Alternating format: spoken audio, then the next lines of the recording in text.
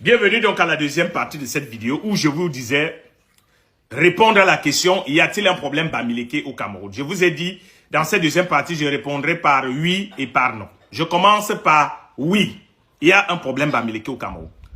Pendant des années, et je voudrais que tout le monde soit honnête, à l'école primaire, au lycée, nous avions traité les Bamileke de tout et de n'importe quoi. À l'école, on arrivait même à penser que quand on est Bamileke, c'est qu'on est maudit. Beaucoup de Bamileke avaient du mal à s'affirmer devant leurs camarades. Ils avaient du mal à dire qu'ils sont Bamileke. Ce sont des faits qu'on doit reconnaître aujourd'hui. Pendant des années, beaucoup de nos frères Bamileke se sont sentis exclus, se sont sentis martyrisés, se sont sentis humiliés.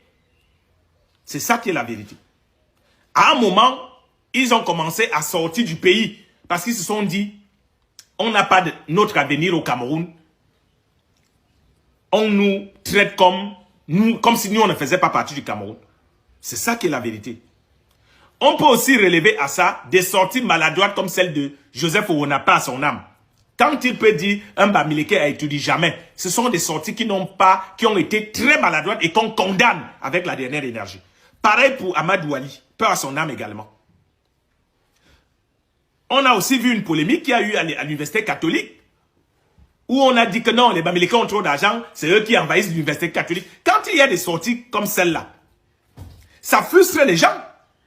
Et donc je dis que sur ce point-là, les Bamileke à un moment ont été beaucoup frustrés.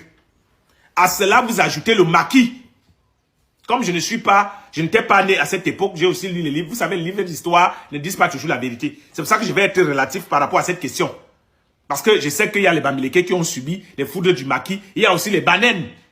Moi, j'ai fait un reportage en pays Banen. Les Banen disent que c'est le peuple qui a subi le plus de foudres du maquis. Les Bassa disent pareil. Donc, comme je n'étais pas né à cette époque et que je ne me fie pas toujours à ce que les historiens racontent, je préfère donc être mesuré. Mais disons qu'il y a aussi eu le problème du maquis. Ça, c'est clair qu'à partir de ce moment-là, on a même eu, quand on était plus jeune, on chantait « Si tu es Bami, ouais, si tu es Bami, c'est que Dieu t'a maudit ». Ce sont des faits qu'il faut qu'on ait le courage aujourd'hui de dire que beaucoup doit couler sur le pont. Et Paul Biya, encore une fois, je reviens sur Paul Biya, a eu le temps d'effacer cela. Parce que je dis aussi que ceux qui devraient le plus remercier Paul Biya, ce sont les Bamileke. La vérité, c'est aussi ça. Moi, je dis que je suis objectif.